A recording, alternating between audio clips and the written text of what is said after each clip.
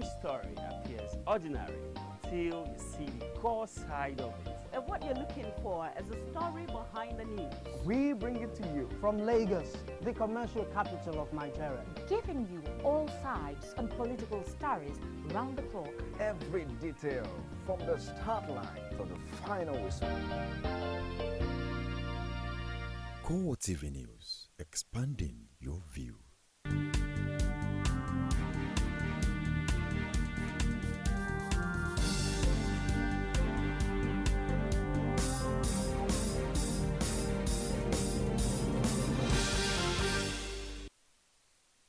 Thanks for joining us this hour in CoreTV News. I am Nifemi Oguntoye. Nobel laureate Wole Soyinka has described the loss of the outgoing governor of Ekiti State, Kayode Fayemi, in the June 21 governorship election as a mystery which the All Progressives Congress must unravel. He said with the various programs and legacy projects put in place by him, his successor must continue on the path of development. He stated this during the inauguration of the new government house known as Ayoba Villa in Ado-Ekiti on Sunday. Seat of government in Ekiti State. It's not honorable, brave, intelligent, and committed people. Like, for instance, Adekunle Bajuri. My hope, my confidence, is that it will yet again know, after the departure of Kayode, will yet again know honorable, intelligent, committed, and humanistic rulers. Don't despair. Don't give us hope. In his remarks, the Speaker of the House of Representatives, Aminu Tambuwa, said posterity would be a better judge that Fayemi ruled Ekiti State in dignified ways to the extent that it left indelible marks in the state. Tambuwa added that Fayemi combined good governance and politics. He is an honorable man. That speaks volumes. National Chairman John Odigio reassured that the party will continue to galvanize and mobilize to reclaim the state, adding that victory is certain. Between APC and PDP, Governor Fayemi is one of the examples that we keep citing. The difference is so clear. The difference is there, but, well, we will just wait. It's not over yet, too, let me tell you. It's not over until it is truly over. And I want to also tell you that your governor, the governor of Ekiti State, has one of the brightest prospects in this nation today. The Chairman Senate Committee on Ecology and Environment, Bukola Saraki, has shelved his presidential ambition ahead next year's general elections. Saraki, in a statement, says he decided to step down his ambition because Nigeria's political outlook for 2015 is very complicated, and this is the time for every patriotic politician to situate his personal ambition in the context of the country's overall interest. Saraki's presidential bid has sparked widespread excitement among his supporters in the past few months, with various interest groups urging him to contest. The former governor of Kwara State noted that party primaries in any healthy democracy would always leave several contenders disappointed and sometimes bitter, as there would be only one winner. The statement added that Saraki has had the opportunity to discuss and exchange thoughts and ideas with other presidential aspirants on the platform of the APC. The North Central Zonal Coordinator of Jonathan Actualization Movement, Mike Omotosho, says the people of the region have no reason not to vote massively for President Goodluck Jonathan in 2015. Omotosho says the achievements of Jonathan in the region are so remarkable that the people of the North Central should consider him the president forever.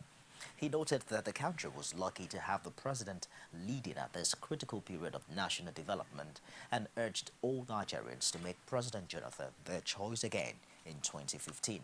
He also listed the Abuja Centenary City Project, Abuja multi-billion naira water treatment plant, and renovation of the military barracks, among others, as some of the reasons why the FCT must vote the president in 2015.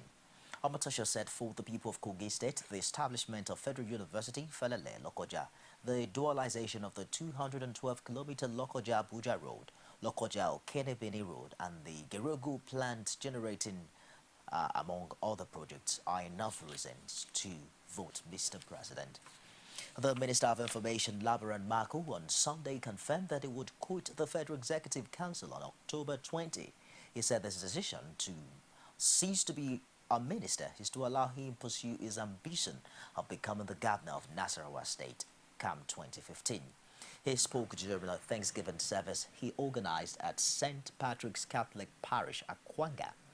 CoreTV News learned that 6 ministers may quit President Jonathan's cabinet in October as preparations for the 2015 general elections peak. Mako was recently reported among ministers who are expected to resign their appointments in order to pursue their governorship ambitions on the platform of the People's Democratic Party. Confirming the report, Mako said by October 20, all members of the FEC who are interested in pursuing their ambitions would step down. He said he had made up his mind to sacrifice the comfort of the office he currently holds in order to join his people in the wilderness. A member of the House of Representatives, Okweyemi Bamidele, says the Labour Party would survive the defection of Ondo State Governor Olusegun Mimiko. The Labour Party candidate in the June 21 Ekiti governorship election said the successful conduct of the party's national convention on Saturday was a signal to this. The federal lawmaker, in a statement in Ado Ekiti on Sunday by his media aide Ahmed Salami, said the Labour Party was strong enough to withstand challenges. Mimiko, who recently defected to the PDP, has been attracting condemnation from some Labour Party members for his action. Meanwhile, the crisis rocking the Labour Party following the defection of some key chieftains, among them the Ondo State Governor Olusegun Mimiko, is still generating reactions. The General Secretary of the Lagos chapter of the party, Femi Onofe, has described the party as bigger than any individual, no matter his political achievements. He lashed out at Mimiko and the outgoing chairman of the party, Dan Uwayawo, for leveraging on the Labour Party for personal political gains. Mimiko was in Labour Party to do the bidding of the PDP. His business in the Labour Party was to stem the growth of the party, was to frustrate the organic growth and prosperity and the flourishing of the party, because he knows what the Labour Party represents. And as far as he's concerned, an organically developed Labour Party will be a problem to the ruling class in this country. And so he was sent as an agent.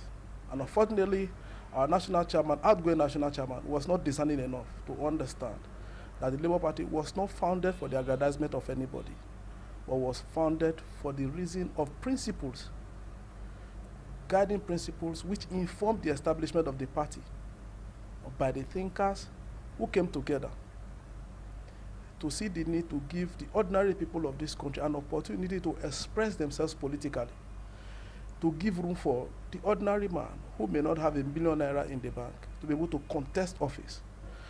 But again, like I say, every vehicle that proceeds on the journey can suffer a mishap. And the Labour Party in the past 10 years has suffered mishap. And the party is just about to regain its original self, its original identity, and flourish in the pursuit of the objective for which it was created. You're watching CoreTV News on the Hour. We'll take a break and I'll be back with more stories. Don't go away. Glad to have you join us on another edition of The Political Arena, the most detailed and incisive political show. If you are a sitting governor and the opposition is able to stomach structure against you, that means you are wicked to the people.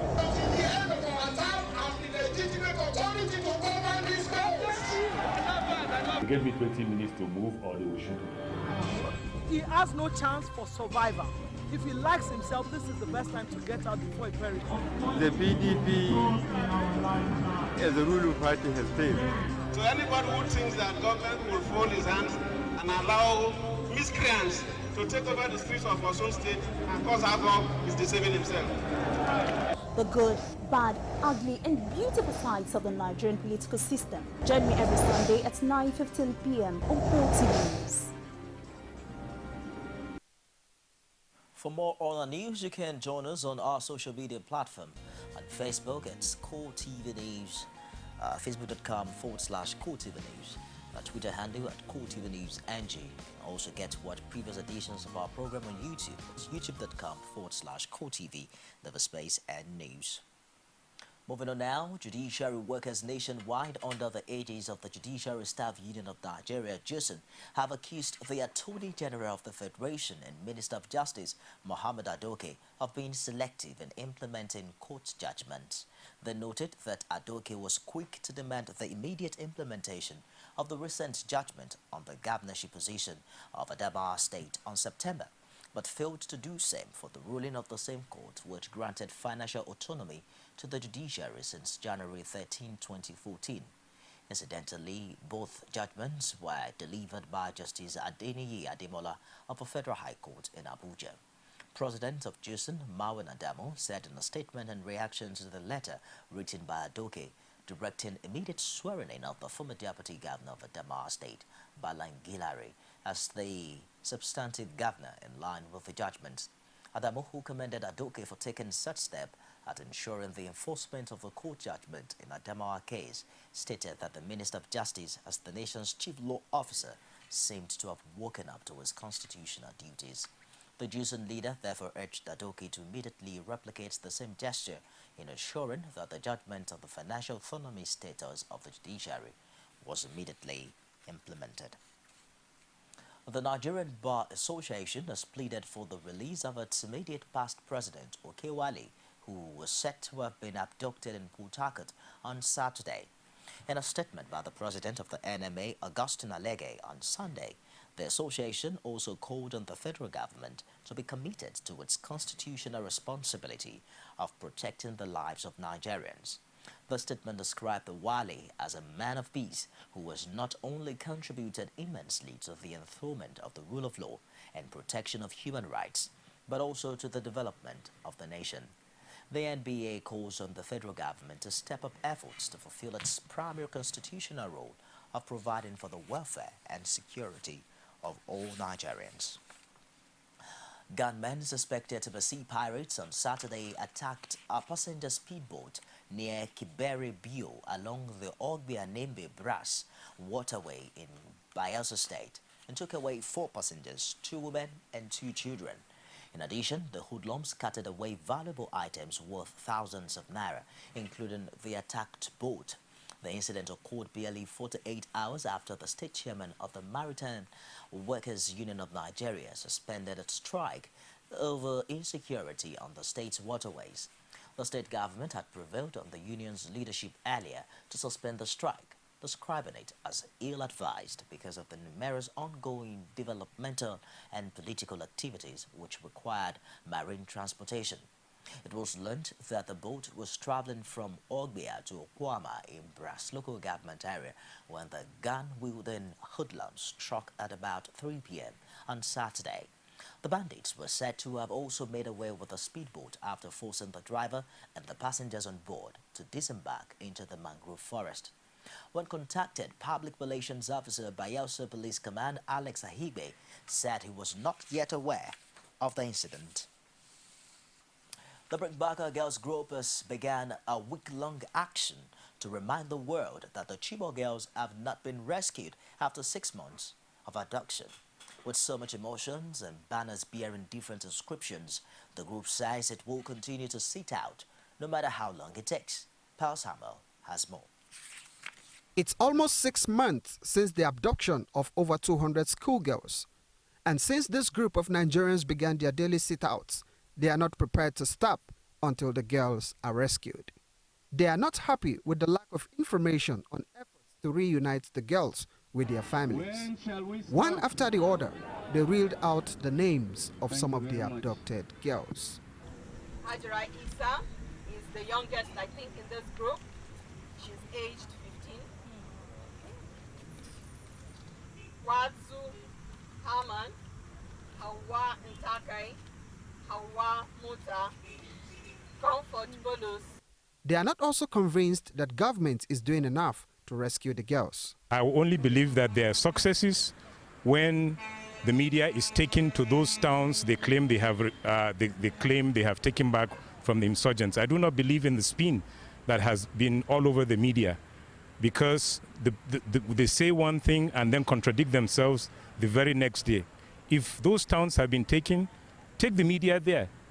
Take the media to Madagali, take the media to Baza, take the media to wherever you say you have retaken. Otherwise, I do not believe. Only recently, the military says it has recorded successes in the fight against insurgency. But this woman says, in spite of the efforts, more needs to be done. It's not a conventional warfare. It's hard to say what the military is doing. I believe there are people on the ground that are fighting and that they're making efforts. I hear various stories, but not directly from the military, and also not stories that are open to the public. So it's very hard to actually ascertain what is going on. And you can actually understand some of that to an extent that they don't want to reveal all their tactics.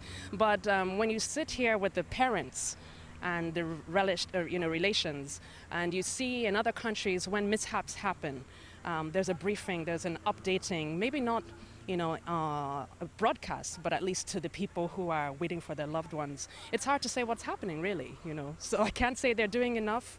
I can't say they're not doing enough. But I think the military is doing what they can do, but we just don't know what the details of that is. Members of the group also held a candlelight vigil for the girls.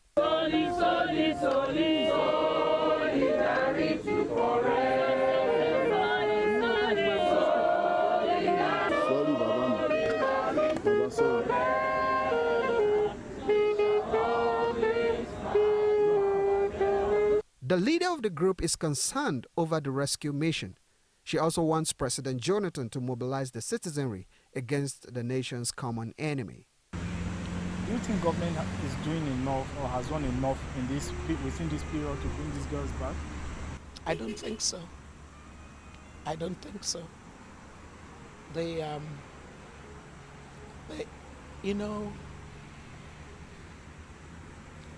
There's a way that something is done and it persuades you. There's a certain level of credibility and diligence in pursuit of an objective that comes true. Unfortunately, it hasn't in this particular case. I think mobilizing the citizens, this unfortunately has been the most divisive time that I have ever seen of Nigeria. How can we be divided in a time of a scourge like terrorism? And a lot of the capacity to mobilize resides in the president. It's the president that must mobilize the entire citizenry. And as the world marks this year's International Day of the Girl Child, the Bring Back Our Girls group says all hope is not lost for the abducted girls. They only want governments to end their long expectation of seeing the girls rescued alive. Pius Samuel, CoreTV News, Abuja. The mess that has become the lot of most Nigerian roads has for some time now registered its presence on the route leading to the popular Riverview Estate, Isheri North in Ifo local government area of Ogun State. The deplorable condition of the road has left the residents and business owners in the community regretting their investments in the area. CoreTV News crew met with some residents of the community who shared their daily experiences through her in this report. The rise in population in Nigeria has resulted in pressure for the provision of basic social amenities. Naturally, it is expected of the government to provide such needs like housing, roads, among others, for the people. In this part of the world, housing is majorly a private affair, and in the case of the residents of Isheri North, Ifo local government area of Ogun State, housing has been solely a private affair. But governments seem to be lagging in other infrastructural duties. This looks beautiful, the Riverview Estate, but the roads passing through this multi-million naira estate and others in the vicinity is better imagined than experienced.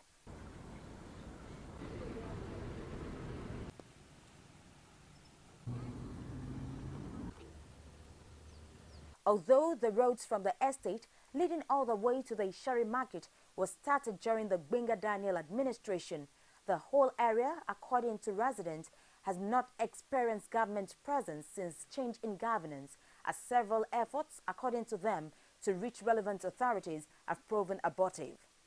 They claim that the community service put in place to address the issue, although expensive, has brought little results.